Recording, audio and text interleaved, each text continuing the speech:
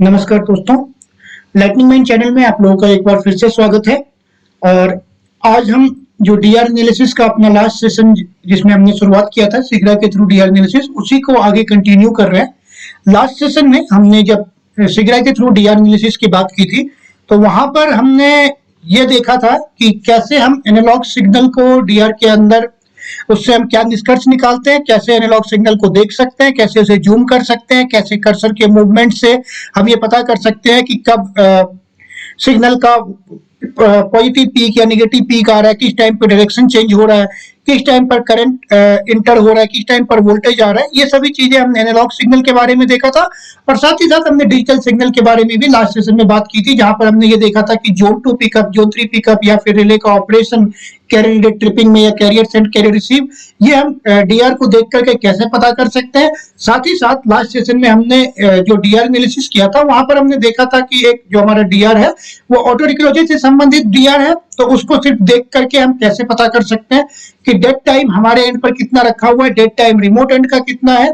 अगर हमारे पास डीआर की चैनल प्रॉपर्ली कॉन्फ़िगर्ड है तो हम ये भी पता कर सकते हैं कि ब्रेकर ओपनिंग के लिए कितना टाइम लग रहा है रिले को, फॉल्ट क्लियरेंस के लिए कितना टाइम लग रहा है, फॉल्ट आइडेंटिफाई करने के लिए या डिसीजन मेकिंग के लिए रिले कितना टाइम लेता है। तो ये सभी चीजें हमने अपने लास्ट सेशन में देखा था। साथ ही साथ लास्ट सेशन में मैंने आपको ये भी बताया था कि जो सिप्रोटेक 7HA522 रिले है जिसके बारे में हम बात कर रहे थे, उसमें 1000 हर्ट्ज सैंपलिंग फ्रीक्वेंसी रखा हुआ है और वो बाय डिफॉल्ट जो हमारे रिले है उसका इंटरनल एल्गोरिदम है और वो जो सैंपलिंग फ्रीक्वेंसी है वो फिक्स्ड है, वो हम उसको चेंज कम या ज्यादा नहीं कर सकते, वो रिले का डिजाइन के ऊपर ही है। और 1000 हर्ट्ज का मतलब है कि अगर हम 50 हर्ट्ज फ्रीक्वेंसी सिस्टम की बात करें तो 20 सैंपल्स पर साइकिल या 1 sample in every millisecond, वो जो है 7HA522 रिले के बारे में सैंपल रेट की चर्चा की थी हमने। साथ ही साथ हमने आपको ये भी बताया था कि कैसे हम दोनों कर्सर के मूवमेंट से ये पता कर सकते हैं कि कहाँ पर करंट का क्या मैग्नीट्यूड था, वोल्टेज का क्या मैग्नीट्यूड था, कहाँ पर हमारा वोल्टेज अगर हमें सिस्टम में वापस मिल रहा है तो उसका मतलब क्या है। तो ये सभी चीजें हमने लास्ट सेशन में डिस्कस किया था और हमने आपको ये भी बताया था कि नेक्स्ट सेशन में हम सिग्रा के ही कुछ और फीचर के बारे में बात करेंगे, जहां पर हम सिग्नल्स को कैसे ऐड करते हैं या एडिशनल सिग्नल्स कैसे ऐड रिमूव कर सकते हैं। साथ ही साथ हम जोन डायग्राम के थ्रू कैसे समझ सकते हैं कि कब फॉल्ट जोन 2 में एंटर हुआ है, कब फॉल्ट जोन 3 में एंटर हुआ है। ये सभी चीजें भी हम इस सेशन में देखने की कोशिश करेंगे।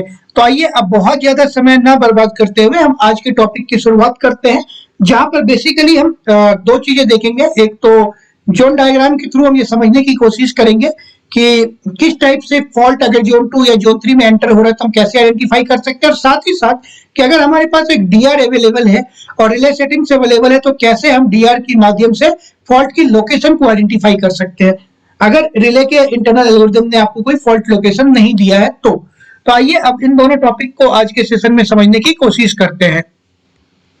तो जो हमारा सबसे पहला टॉपिक है जिसके अंदर हम ये बात करने वाले हैं कि जोन डायग्राम को समझने के लिए कि कैसे जोन 2 या जोन 3 का फॉल्ट एंटर हो रहा है, तो उसके लिए सिग्रा में यहाँ पर आप देखेंगे तो एक ऑप्शन आता है आपको सर्कल डायग्राम, और एक ऑप्शन होता है वेक्टर डायग्राम, एक होता है टाइम सिग्नल। टाइम सिग्नल वही है जो अभी हमने ओपन कर रखा है। तभी हम सर्कल डायग्राम पे चलेंगे। आप जैसे सर्कल डायग्राम पे क्लिक करेंगे तो आपको इस टाइप से कुछ कैरेक्टरिस्टिक नजर आएगी। उसमें बहुत ज्यादा कंफ्यूज होने की जरूरत नहीं है, मैं आपको बता देता हूँ। यहाँ पे दो विंडो होंगे।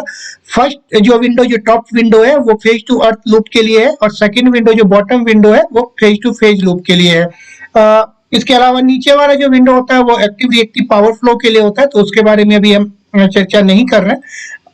अभी जो सबसे पहला हमारे लिए सबसे पहला इंपॉर्टेंट चीज है वो अगर आप देखें यहाँ पर, तो ऊपर वाला जो है वो फेज टू अर्थ लूप है और नीचे वाला फेज टू फेज लूप है। ऑलमोस्ट दोनों में सेम ही होता है, कोई बहुत ज्यादा चेंजेस नहीं होता है।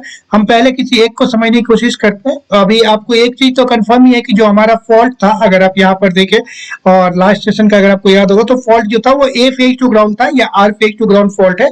तो यहाँ पर हम जो हमारे बाकी के दो है, वाई फेज टू ग्राउंड ये हमारे लिए काम का नहीं है, और बी फेज टू ग्राउंड जो है ये भी हमारे काम का नहीं है। इसे रिमूव कर देंगे तो हमारे लिए डायग्राम को समझना बहुत आसान हो जाएगा।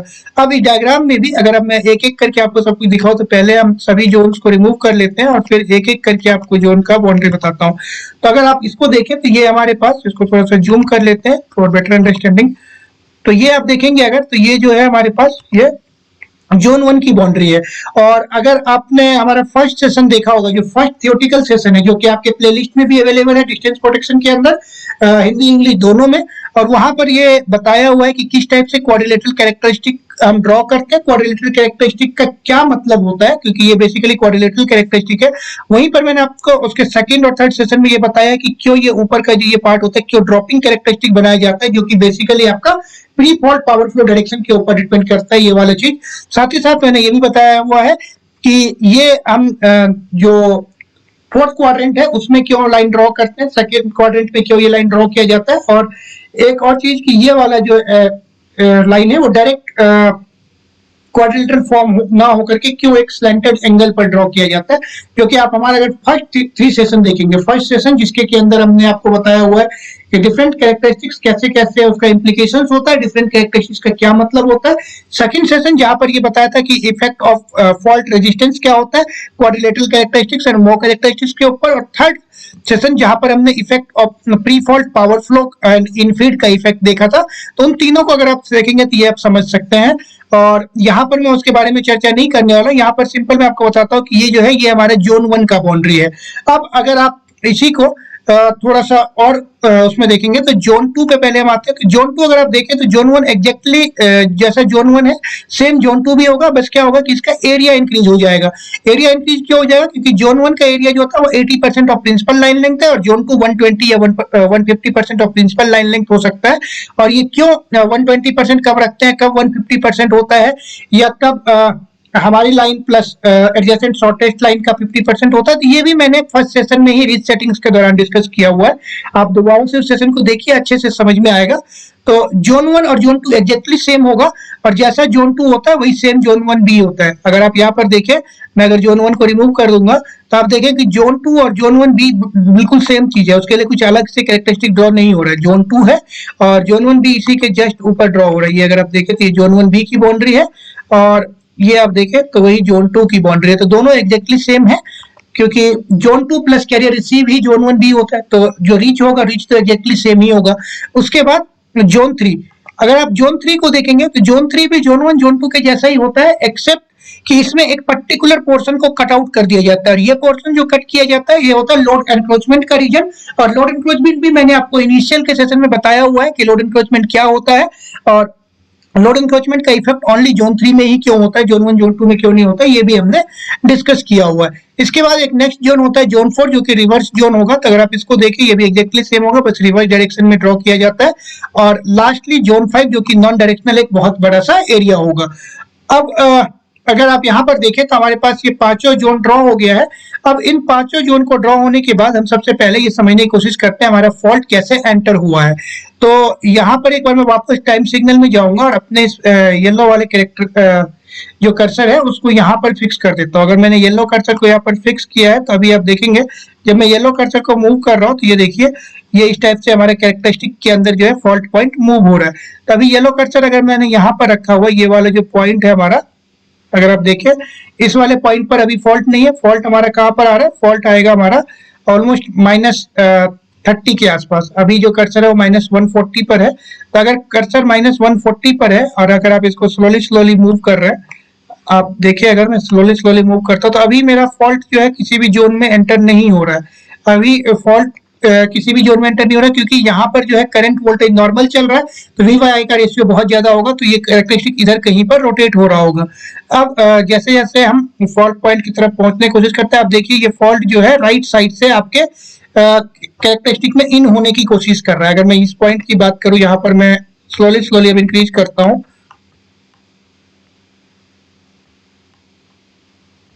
तो यहाँ पर देखिए इस पॉइंट पर ये देखिए यहाँ से राइट साइड से हमारे जो कैरेक्टरिस्टिक है उसके अंदर ये इन होने की कोशिश कर रहा है। और यहाँ पर राइट साइड से कैरेक्टरिस्टिक में इन होने का क्या मतलब है कि जस्ट बिफोर जो आपका फॉल्ट आया है, फॉल्ट अभी आने से जस्ट पहले जो हमारा पावर फ्लो का डायरेक्शन है वो पॉजिटिव डायरेक्शन में या फर्स्ट क्वाड्रेंट में, दैट मीन जो हमारा पावर है वो एक्सपोर्ट हो रहा है। ये जो सबस्टेशन जिस भी सबस्टेशन का डीआर है उस सबस्टेशन से रिमोट सबस्टेशन की तरफ पावर जो है वो एक्सपोर्ट हो रहा था जस्ट बिफोर फॉल्ट।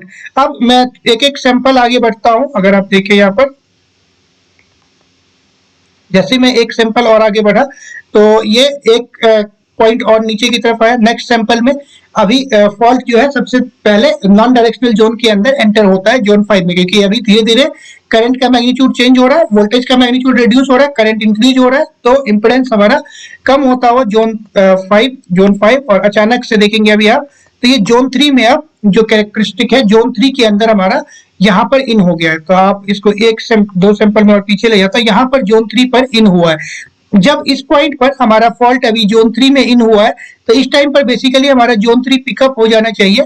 तो अगर मैं वापस टाइम सिग्नल में जाता हूँ, तभी ये वाला पॉइंट है हमारा कर्सर, येलो वाला कर्सर यहाँ पर बना हुआ है, और अगर आप देखें तो इस पॉइंट पर ऑलमोस्ट जोन 3 जो है वो पिकअप हो गया है। अभी जस्ट एक सैंपल और मुझे इंक्रीज करना है, जोन 3 पिकअप हो जाएगा। ये देखिए यहाँ पर जोन 3 पिकअप हो गया है, क्योंकि यहाँ पर क्या है कि अभी जो फॉल्ट है वो जोन 3 में एक एप्रिसिएबल टाइम तक रहा है, और इस पॉइंट पर जो ये वाला हमारा पॉइंट है, इसमें क्या है अभी यहाँ पर फॉल्ट जोन 3 और जोन 2 के बाउंड्री पर है। थोड़ा सा और जाएंगे तो फॉल्ट अब जो है सेटल हो गया है यहीं पर, क्योंकि मैक्सिमम टाइम आप देखेंगे तो हर एक सैंपल में फॉल्ट जो है इस बाउंड्री पर यहाँ पर सेटल है। इस बाउंड्री पर यहाँ पर सेटल होने का क्या मतलब है कि फॉल्ट जो है अब जोन 2 में परमानेंटली सेटल हो गया है। तो अगर मैं टाइम सिग्नल की बात करूंगा, वापस आप यहाँ पर जाकर के देखेंगे तो फॉल्ट जो है परमानेंटली जोन 2 में सेटल्ड है। अगर फॉल्ट परमानेंटली जोन 2 में सेटल्ड है और आप इस कैरेक्टरिस्टिक को ध्यान से देखेंगे, तो जो जोन 2 में अगर कोई फॉल्ट है तो जोन 3 में भी है, क्योंकि ये कैरेक्टरिस्टिक इसके अंदर है। जोन 2 में अगर फॉल्ट है तो जोन 3 में भी है, और इसी कारण से यहाँ पर अगर आप देखें तो जोन 2 और जोन 3 दोनों कंटिन्यूअस पिकअप है। अब हमारे पास फॉल्ट इस टाइप से ये चलता जा रहा है, और ये देखिए तो ये कंटिन्यूअस इसमें बना हुआ है फॉल्ट, और जैसे जैसे मैं सिंपलीफाइज कर रहा हूँ कंटिन्यूअस फॉल्ट हमारा इसी में बना है। और फाइनली अभी जो है इस पॉइंट के बाद ये हो सकता है यहाँ पर अब हमारा जो रिले है उसने ट्रिपिंग कमांड इश्यू कर दिया है। इस टाइम पर देखेंगे तो रिले ने ट्रिपिंग कमांड इश्यू कर दिया है, और हो सकता है यहाँ पर हमारा ब्रेकर ओपन हो चुका हो। यहाँ पर जस्ट पहले हमारा जो है इस पॉइंट पर ब्रेकर ओपन हो चुका है। जब ब्रेकर ओपन हो चुका है तब वापस जो है, क्योंकि करंट खत्म हो गया है, वोल्टेज भी चला गया, तो वापस ये कैरेक्टरिस्टिक बाहर की तरफ निकल जाएगा। तो आप देखें तो वापस ये कैरेक्टरिस्टिक जो है बाहर की तरफ निकल गया है, और ये कंटिन्यूअस चलता जाएगा कब तक, जबकि अब हम यहाँ पर आएंगे नेक्स्ट जहाँ भी हमारे पास वोल्टेज करंट का सोर्स अवेलेबल होगा। तो मैं सीधा इस कर्सर को मूव करके यहाँ पर ले चलते हैं। अब आप वापस अगर यहाँ पर आएंगे तो हम देख सकते हैं कि हमारा जो है इस पॉइंट के बाद अभी आप देखेंगे तो आपको इसमें कुछ दिखाई देगा, क्योंकि वो कंटिन्यूअस हमारा बाहर की तरफ जा चुका है, एरिया से बाहर निकल चुका है, फॉल्ट के जोन में नहीं है। और फॉल्ट के जोन में नहीं होने के कारण से ये जो कैरेक्टरिस्टिक है वो अभी बाहर कहीं पर भी किसी एक पॉइंट पर सेटल हो गया होगा। तो इस टाइप से जो ये सर्कल डायग्राम है इसके थ्रू हम देख सकते हैं कि किस टाइप से हमारा पावर फ्लो होता है।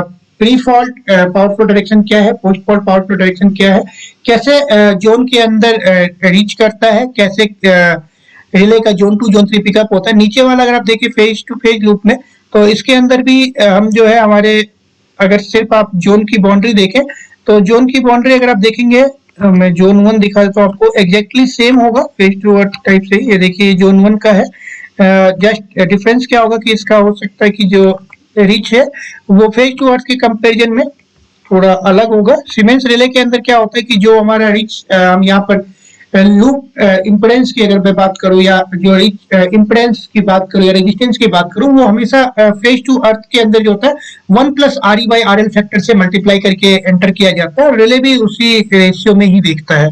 अगर आप देखें जोन 1 जोन 2 एग्जैक्टली सेम होगा, जोन 1 भी सेम होगा, फिर जोन 3 आपका एग्जैक्ट सेम टाइप से होगा। फेज टू फेज में हमारा लोड इंक्रोचमेंट वाला जो फैक्टर है वो एप्रिसिएबल नहीं होता, तो इसीलिए उसको नहीं देख रखते हैं। और क्यों नहीं होता ये भी मैंने अपने एक सेशन में पहले बताया हुआ है। जोन 4 रिवर्स जोन, और जोन 5 जो कि नॉन डायरेक्शनल एक बहुत बड़ा सा एरिया होगा। इस टाइप से हम देख सकते हैं कि कैसे कैरेक्टरिस्टिक ड्रॉ होता है, कैसे कैरेक्टरिस्टिक के अंदर फॉल्ट एंटर होता है। क्योंकि हमारे लिए यहाँ पर फेज टू अर्थ इंपॉर्टेंट था, इसीलिए मैं फेज टू अर्थ पर ही सिर्फ फोकस करके रखा हुआ था, और इस कैरेक्टरिस्टिक के माध्यम से हमने ये समझा है कि कैसे कैसे जो फॉल्ट जोन में एंटर होता है या जोन के बाहर जाता है तो हम कैसे देख सकते हैं। अब एक बार अगर आपको ये क्लियर हो गया है कि हम कैसे इसको देख करके आइडेंटिफाई कर सकते हैं कि कहाँ पर फॉल्ट है, किस पॉइंट पर फॉल्ट आया है, तो आप यहाँ से ही कुछ चीजें और निकाल सकते हैं। जैसे अगर हम टाइम सिग्नल में वापस आते हैं तो यहाँ पर एक ऑप्शन होता है असाइन सिग्नल। अभी आप देखेंगे तो हमारे जो डीआर में है बेसिकली आपको I A, I B, I C, I N और V A, V B, V C ये 7 एनालॉग चैनल दिखाई देंगे और बहुत सारे डिजिटल चैनल दिखाई देंगे जो कि हमारे नीचे वाले सारे जो डिजिटल चैनल्स है वो है power swing, carrier send, carrier receive, उसके बाद zone 1, zone 2, zone 3, zone 4 pickup और ऑपरेटेड, फिर रिले ट्रिप और ब्रेकर ओपन स्टेटस, ये सभी जो है यहाँ पर आपको मेन चीजें दिखाई देंगी।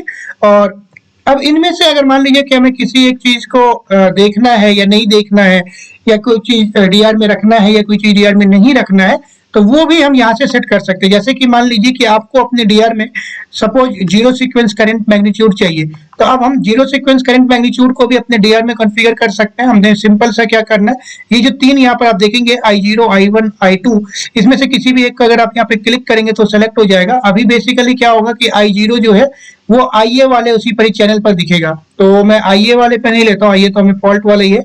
मैं IB वाले पे ले लेता हूँ I0, और IC वाले पे ले लेता हूँ I2, क्योंकि ये दोनों हमारे काम का नहीं है। और अब इसको थोड़ा सा प्रॉपर्टी चेंज कर लेते हैं। तो अगर मैं इसके कर्सर पे जाऊँ प्रॉपर्टीज, और इसका बस मैं कलर चेंज कर लेता हूँ कि कुछ अच्छा सा मतलब समझने के लिए कि एक अलग टाइप का कलर ले लेता हूँ, ये कलर हो जाएगा हमारा। और इसका आप थोड़ा सा लाइन विड्थ बढ़ा लेते हैं जिससे कि हमारे लिए समझना आसान होगा। तो ये एक हो गया हमारे पास जो I1 है, हालांकि I1 तो मैंने लिया ही नहीं था, I2 कर लेता हूँ, ये I2 है। और इसी टाइप से I0 को कर लेता हूँ। तो ये तीन जो हमने कोई भी सिग्नल ऐड किए हैं ये है। और अब अभी क्या है कि इसमें एक चीज मैंने किया था कि जो I0 है वो भी IB की जगह पे लिया है, और I2 जो है वो IC की जगह पे लिया है। तो आप थोड़ा सा ऊपर जाइए और IB IC को अपने से रिमूव कर देते हैं जिससे कि कंफ्यूजन ना हो। मैं ये भी दिखाऊंगा कि दोनों रहे तो क्या होगा। इसको रिमूव कर दिया है और अब इसको ओके कर दिए, तो यहाँ पर आप देखेंगे कि जो हमारा डीआर है, अब डीआर में IA मतलब R phase current, neutral current, और उसके बाद I0, I2। I0 क्या है, जीरो सीक्वेंस करंट, और I2 क्या है, निगेटिव सीक्वेंस करंट। अगर यहाँ पर मैं देखना चाहूँ, इस पॉइंट पर कर्सर ले जाइए और इसका मैं मैग्नीट्यूड भी देख सकता हूँ। तो ये सिंपल क्या करना, I0, और I0 का जो मैग्नीट्यूड है वो है 2.1056, जो कि सेकेंडरी में है, और प्राइमरी में देखना है तो 1.6845 जो है वो हमारा जीरो सीक्वेंस करंट है।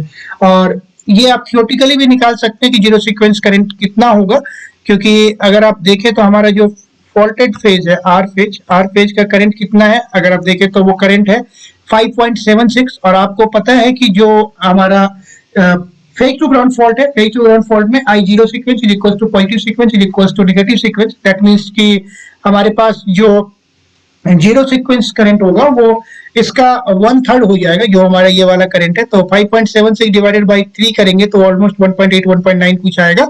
और वही मैग्नीट्यूड यहाँ पर आपको जो इसमें है वो भी हमें यही सेम ही मैग्नीट्यूड I0 का मिल रहा होगा। यहाँ पर अगर मैं देखूं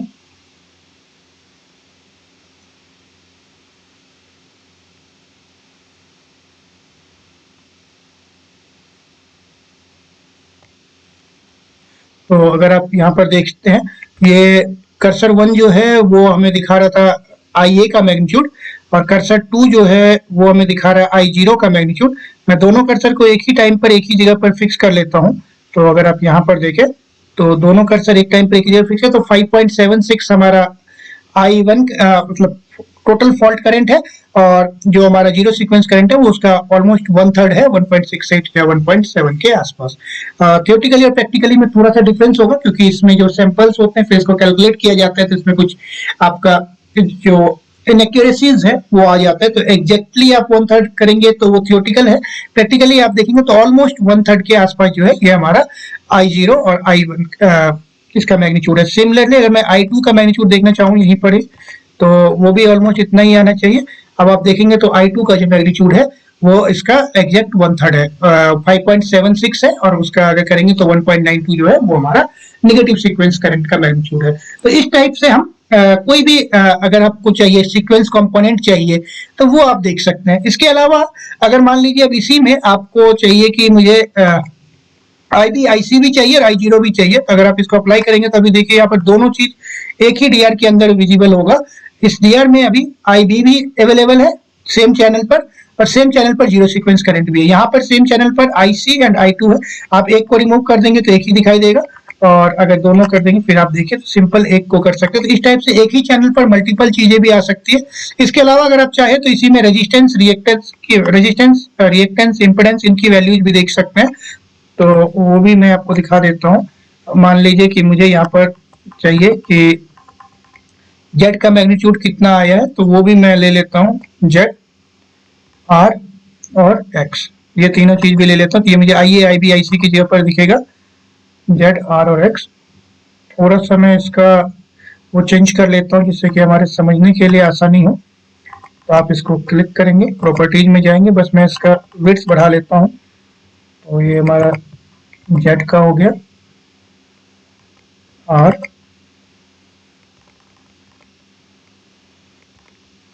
और फाइनली एक्स का भी मैं इसी टाइप से यहाँ पर चेंज कर सकता हूँ।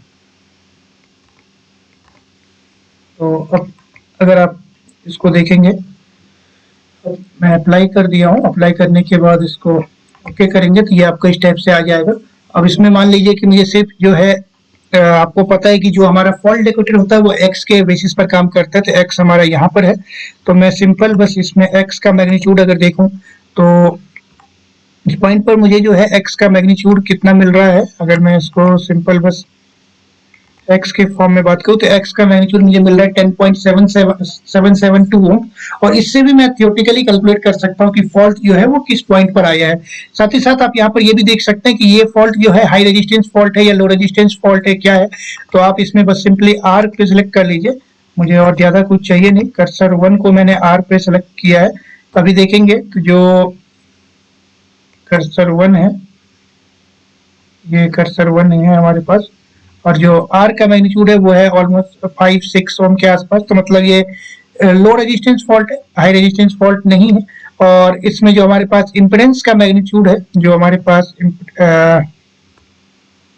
जो इसने इम्पिडेंस मेजर किया है रिले ने, वो आपका 13 के आसपास है। जिस पॉइंट पर हमारा फॉल्ट है, ये वाला पॉइंट मैं ले लेता हूँ। तो 13 ओम हमारा रिएक्टेंस आ रहा है और रेजिस्टेंस 6 ओम है, क्योंकि फॉल्ट लोकेटर सिर्फ रिएक्टेंस बेस्ड होता है। तो 13 ओम और पर यूनिट आपका रिएक्टेंस दिया हुआ होगा, तो इससे हम निकाल सकते हैं। हालांकि यहाँ पर एक इंपॉर्टेंट चीज होता है, क्योंकि ये सीमेंस रिले है, तो सीमेंस रिले में आप डायरेक्टली इसको 13 ओम को पर यूनिट रिएक्टेंस से डिवाइड करके डिस्टेंस नहीं निकाल सकते। यहाँ पर 1 प्लस x0/x1 या 1 प्लस XL बाई XC का एक जो रेशियो दिया होगा, RL/RE जिस टाइप से होता है, उस तरह से XL/XC भी होगा। हम सपोज कर लेते हैं कि वो 2 है या 1 है, तो उस केस में आपका इसको 1 प्लस XL/XC से डिवाइड करना पड़ेगा। वो डिवाइड करने का जितना भी आएगा वो टोटल रिएक्टेंस हो गया इनटू पर यूनिट जो आपको दिया हुआ होगा रिले सेटिंग में, उससे डिस्टेंस निकाल सकते हैं। तो ये तो एक थियोरेटिकल तरीका है, लेकिन डायरेक्टली अगर आप निकालना चाहें तो वो भी कर सकते हैं। आई होप कि यहाँ तक का तो आपको क्लियर होगा ही। लेकिन अगर आप मुझे मान लीजिए कि डायरेक्टली निकालना है, तो पहले तो मैं बाकी चीजें इसमें से रिमूव कर देता हूँ, डीआर को सिंपल कर लेते हैं कंफ्यूजन ना रखते हुए। तो अभी मैंने सारे सिग्नल्स वापस रिमूव कर दिए हैं और डीआर जो है हमारे सिंपल फॉर्म में आ गया है। अब मान लीजिए कि आपको फॉल्ट एक डीआर है आपके पास और इस डीआर से फॉल्ट लोकेशन आइडेंटिफाई करना है, तो वो भी बहुत ही सिंपल चीज होता है। आप देखेंगे सबसे पहले आपको जाना है ऑप्शंस के अंदर।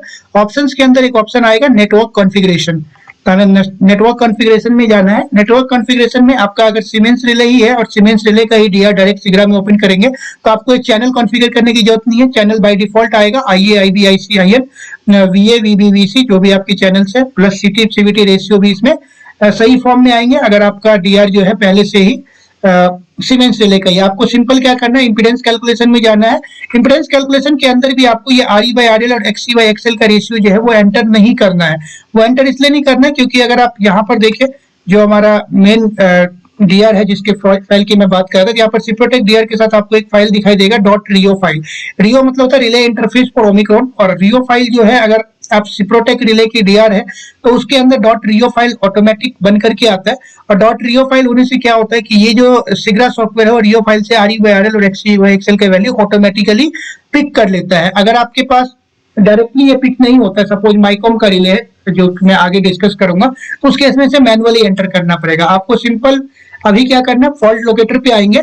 फॉल्ट लोकेटर पे यहाँ पर आपको लाइन लेंथ एंटर करना है, जो कि मैनुअली करना पड़ेगा। तो सपोज ये लाइन लेंथ है 32 किलोमीटर, तो हम लाइन लेंथ एंटर करेंगे। इसके बाद आपको क्या करना है, आपको एंटर करना है रेजिस्टेंस और रिएक्टेंस की वैल्यू, कि आपका जो रेजिस्टेंस है वो कितना है और आपका जो रिएक्टेंस है वो कितना है। तो अगर आप रेजिस्टेंस और रिएक्टेंस की वैल्यू यहाँ पर एंटर कर देंगे, उसके बाद आपको कुछ नहीं करना, आपको सिंपल करना है ओके। और रेजिस्टेंस रिएक्टेंस का वैल्यू आपको आपके सेटिंग से मिल जाएगा। इसको ओके करने के बाद आपको जाना है व्यू, और व्यू के अंदर जाएंगे फॉल्ट लोकेटर। जब आप फॉल्ट लोकेटर पे क्लिक करेंगे तो ये इंटरनल प्रोसेस करने के कुछ देर बाद आपको जो है फॉल्ट लोकेशन रिले शो कर देगा। अभी जैसे आप यहाँ पर देख सकते हैं कि अभी इस रिले में जो आपने यहाँ पर नेटवर्क कॉन्फ़िगरेशन में ये वैल्यूज एंटर किया था, जो बेसिकली हमें ये वाला वैल्यू था कि R1 और X1 का मैग्नीट्यूड कितना है, उसके बेसिस पर ये रिले जो है सिंपली आपको एक फॉल्ट लोकेशन बता रहा है कि यहाँ पर फॉल्ट आया है, और ये वाला जो है फॉल्ट करंट का मैग्नीट्यूड है, ये फॉल्ट रेजिस्टेंस है। साथ ही साथ यहाँ पर आप देखेंगे तो ये दिखा रहा है कि ये सिंगल एंडेड डीआर है, सिंगल एंडेड फॉल्ट लोकेशन है। सिंगल एंडेड इसलिए क्योंकि अभी हमारे पास एक ही डीआर है। सपोज कर लीजिए आपके पास 2 डीआर अवेलेबल है, तो आपको सिंपल क्या करना है, फॉल्ट रिकॉर्ड मतलब एडिट में जाकर के फॉल्ट रिकॉर्ड, और आप यहाँ पर एक और एडिशनल सेकंड डीआर ऐड कर देंगे। जब सेकंड डीआर ऐड कर देंगे उसके बाद वापस आपको आना है ऑप्शंस। ऑप्शंस के अंदर फिर से नेटवर्क कॉन्फ़िगरेशन, और नेटवर्क कॉन्फ़िगरेशन में अभी आप यहाँ पर एक चीज देखेंगे तो ये वाला जो नेटवर्क नोड्स है वो हमारे पास K1 है। फॉल्ट लोकेटर में यहाँ पर आप जाएंगे, आपको एक और सेक्शन ऐड करना है, और जब आप सेकंड सेक्शन ऐड कर लेंगे तो उसके वैल्यू यहाँ पर कर सकते हैं। हालांकि अगर आप वो नहीं करेंगे तो भी काम हो जाएगा। आपको सिंपली ये नेटवर्क अभी जो है बाय डिफॉल्ट एक K1 आ रहा है, आप जब सेकंड ऐड कर लेंगे तो K2 बन जाएगा, और आपको इसमें नेटवर्क वो करना है, जो कि आप K2 करेंगे तो यस करेंगे, इसके बाद ये ओके कर दीजिए, और आपको वो कैलकुलेट कर देगा डबल एंडेड।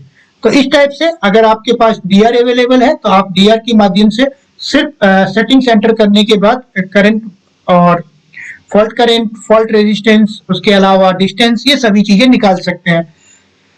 आने वाले सेशन में हम एक और डीआर देखेंगे माइकॉम रिले का, और उसमें फिर से इसे आपको एक्सप्लेन करने की कोशिश करेंगे, जिससे कि अगर आप 2 डीआर डिफरेंट टाइप का देख लेते हैं तो आपको समझना बहुत आसान हो जाता है। हालांकि कुछ करना नहीं है, करने के लिए आपको कुछ भी नहीं है। ऑप्शंस में जाएंगे नेटवर्क कॉन्फ़िगरेशन, नेटवर्क कॉन्फ़िगरेशन के अंदर अगर आपकी सीमेंस की ही डीआर है तो आपको ये चीजें बाय डिफॉल्ट एंटर होकर के आ जाएंगी।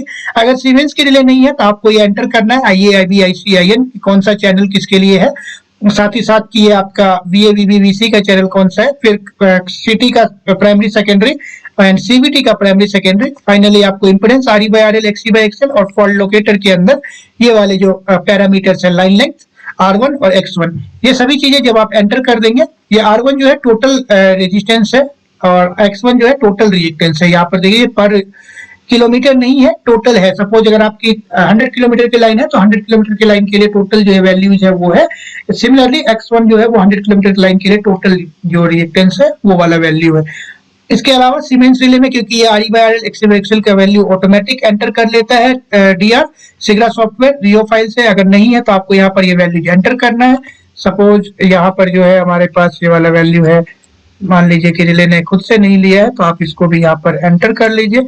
एंटर करने के बाद आपको ओके करना है, और ओके करने के बाद कुछ नहीं करना है, हमें जाना है सिंपली व्यू के अंदर, और व्यू के अंदर फॉल्ट लोकेटर। जब आप व्यू के अंदर फॉल्ट लोकेटर करेंगे तो जो सॉफ्टवेयर है वो 1 मिनट का या 30 सेकंड का टाइम लेगा, और उसके बाद आपको जो है ये लोकेशंस, जो फॉल्ट लोकेशंस है वो कैलकुलेट करके बता देगा। तो इस टाइप से हम किसी भी रिले के डीआर को, किसी भी डीआर को, अगर हमारे पास डीआर अवेलेबल है और रिले की सेटिंग्स अवेलेबल है, सेटिंग्स भी बहुत ज्यादा आपको नहीं चाहिए, ओनली R1 X1 चाहिए और RE by RL XC by XL के वैल्यू चाहिए, वो आपके सेटिंग टेम्पलेट से ही इजिली निकल जाता है, तो आप फॉल्ट लोकेशन डिटरमिन कर सकते हैं। आई होप इस सेशन में जो बताया गया है वो आपको क्लियर होगा। मिलते हैं अगले सेशन में एक और टॉपिक के साथ, बल्कि इसी को कंटिन्यू करेंगे जिसमें हम एक माइकॉम रिले के डीआर को समझने की कोशिश करेंगे।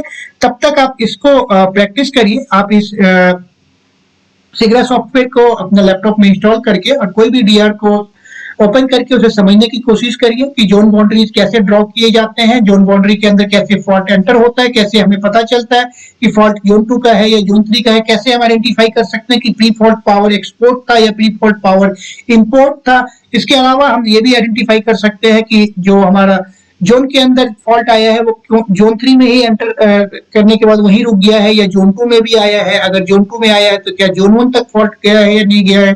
साथ ही साथ डीआर के माध्यम से कैसे हम फॉल्ट लोकेटर निकाल सकते हैं, फॉल्ट लोकेशन डिस्टेंस निकाल सकते हैं। ये सभी चीजें आप जितना प्रैक्टिस करेंगे उतने अच्छे से आप समझ सकते हैं। तो आज के सेशन को यहीं पर रखते हैं क्योंकि अननेसेसरली बहुत ज्यादा लेंदी हो जाने के बाद समझने में भी उतना सही नहीं रहता है और इंटरेस्ट भी खत्म होता रहता है। तो अब हम सेशन को यहीं पर रखेंगे और मिलते हैं अगले सेशन में एक और टॉपिक के साथ। तब तक के लिए thank you and good bye.